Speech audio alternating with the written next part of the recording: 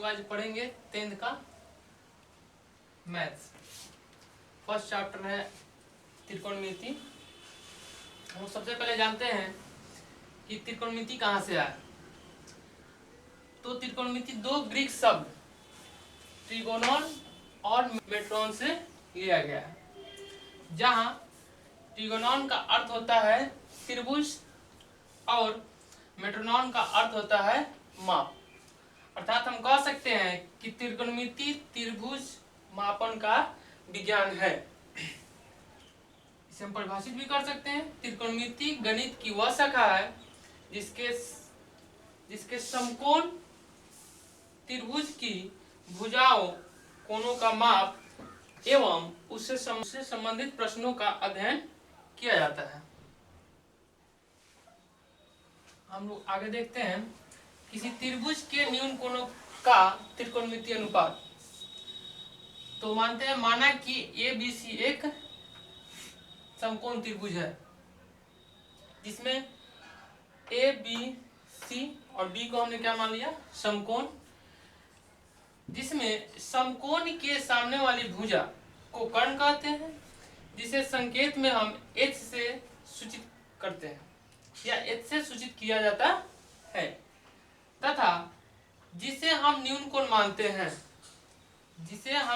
मानते हैं उसके सामने वाली भुजा को लंब यानी परपेंडिकुलर कहा जाता है, एवं शेष तीसरी भुजा को बेस कहलाती है।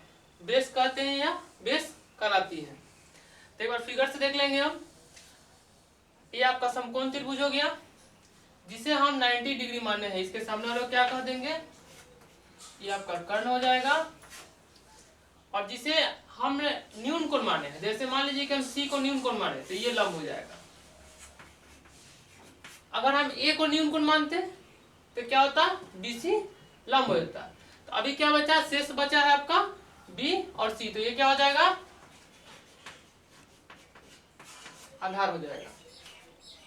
आगे देखते हैं, समकोण त्रिभुज में कर्ण लंब आधार को संकेत में हम H, P एवं B से सूचित किया जाता है।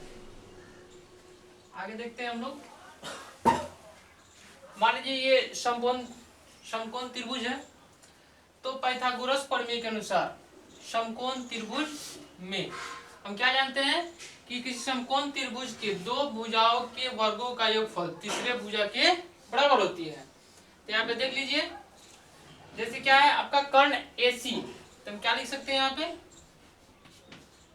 AC का स्क्वायर बराबर AB का स्क्वायर प्लस BC का स्क्वायर। अब जहां जहां जिसका मान है वहां रख देंगे हम। तो AC का क्या है, कर्ण, AB लंब है और BC आधार है।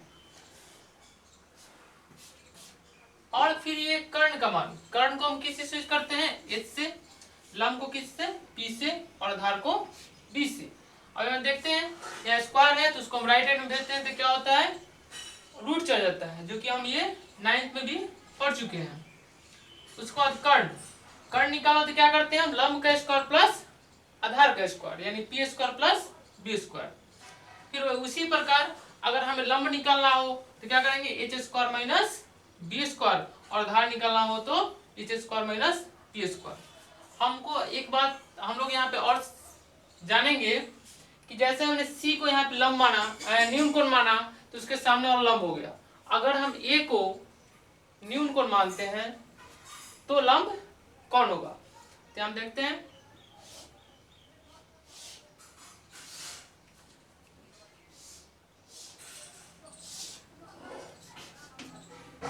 ABC,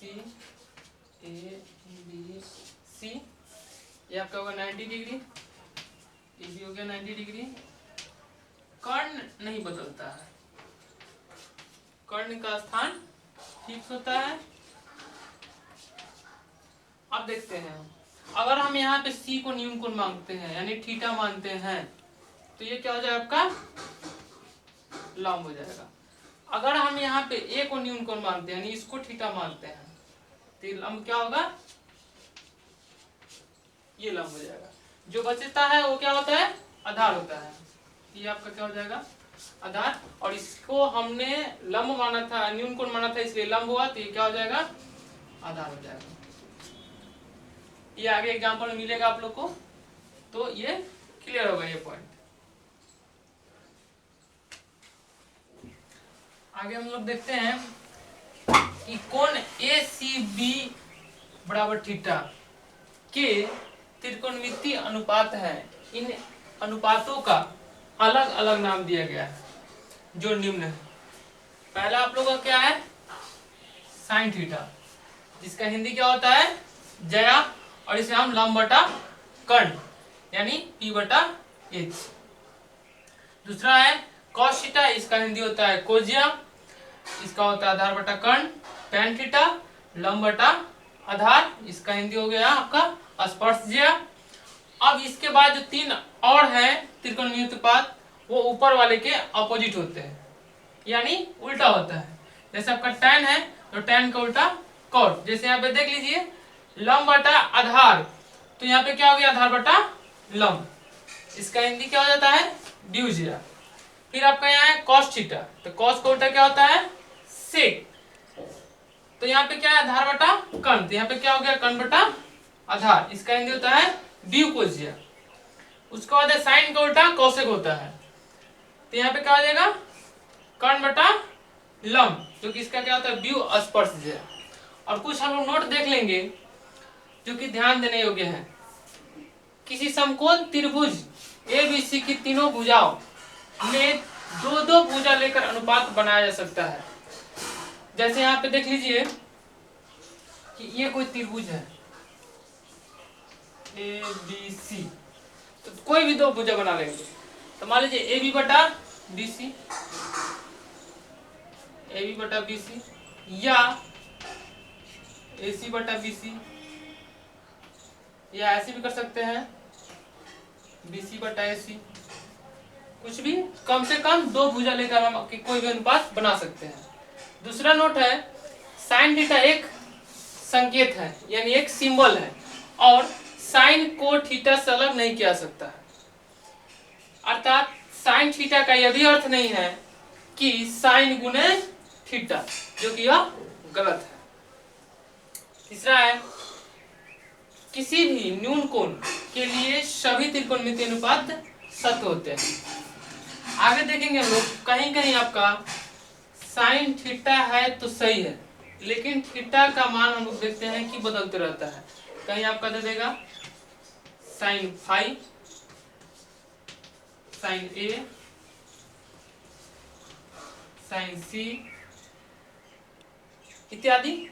तो ये जो थीटा का मान होता है इसका मतलब क्या होता है, थीटा हो गया या फाई हो गया या A हो गया या आपका C हो गया, इसका मतलब होता है न्यून कोण, कि आपका यह न्यून कोण दिया है। तो जो यहाँ थीटा के जगह बढ़ाता है उसे हम क्या कहते हैं न्यून कोण, और इसी को देखते हुए हम क्वेश्चन को बनाते हैं। अब हम लोग आज जानेंगे कि हम एक्सरसाइज से क्वेश्चन कैसे बनाएंगे।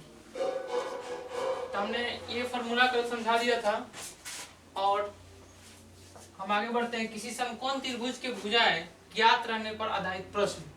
जैसे पहला है निम्न का मानचित्र देखकर निकालें। तो हम कल बताए थे कि जैसे क्वेश्चन देखिए पहले साइन C, कॉस C और टैन C। तो हमने बताया था कि जो थीटा का जगह पे जो होता है उसे हम क्या मानते हैं न्यून कोण। न्यून कोण मानेंगे। और यहाँ पे क्या है साइन A, कॉस A और टैन है। तो हम सबसे पहले क्या मानते हैं C को न्यून कोण मानते हैं। तो उसके अनुसार ये क्या हो जाएगा लंब का मान दिया हुआ है, और ये हो जाएगा कर्ण। तब हम इसमें मान रखते हैं। तो साइन थीटा और क्या होगा, स्टार्टिंग में सबसे पहले हम क्या करेंगे आप लोग कि एक पेज पे फॉर्मूला को उतार लेंगे और फॉर्मूला को सामने रखेंगे, और यहाँ पे जब हम क्वेश्चन बनाएंगे तो फॉर्मूला को लिख कर बनाएंगे कि हमें याद हो जाए। तो साइन थीटा बराबर क्या होता है यहाँ देख लेंगे, यहाँ से लंब बटा कर्ण, लंब बटा कर्ण। तो यहाँ पे ये लंब हो गया, ये कर्ण हो गया और ये आधार हो गया। तो लंब बटा कर्ण, तो लंब कितना है 3 और आधार कितना है, कर्ण कितना है 5। ये हो गया आपका आंसर। इसी प्रकार हम सबको बना लेंगे।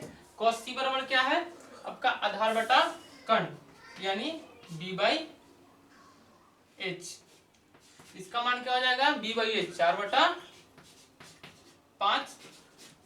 उसके बाद है tan c, तो क्या होता है लंब बटा आधार b/p। ये हो जाएगा आपका 3/4।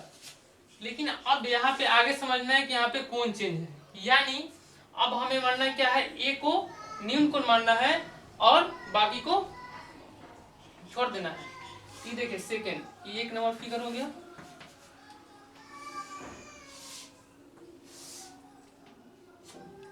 यहाँ पे सेम कोण रखते हैं, ये 90 डिग्री का हो गया।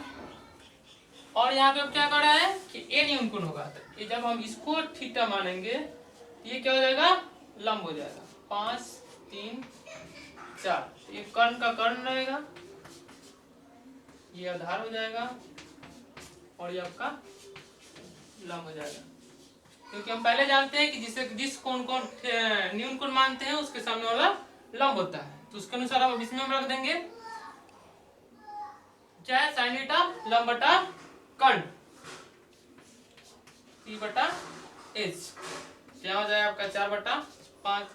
फिर cos a है तो आधार बटा कर्ण तो हो जाएगा b/h 3/5 और tan थीटा लंब बटा आधार p/b। ये हो जाएगा आपका 4/3।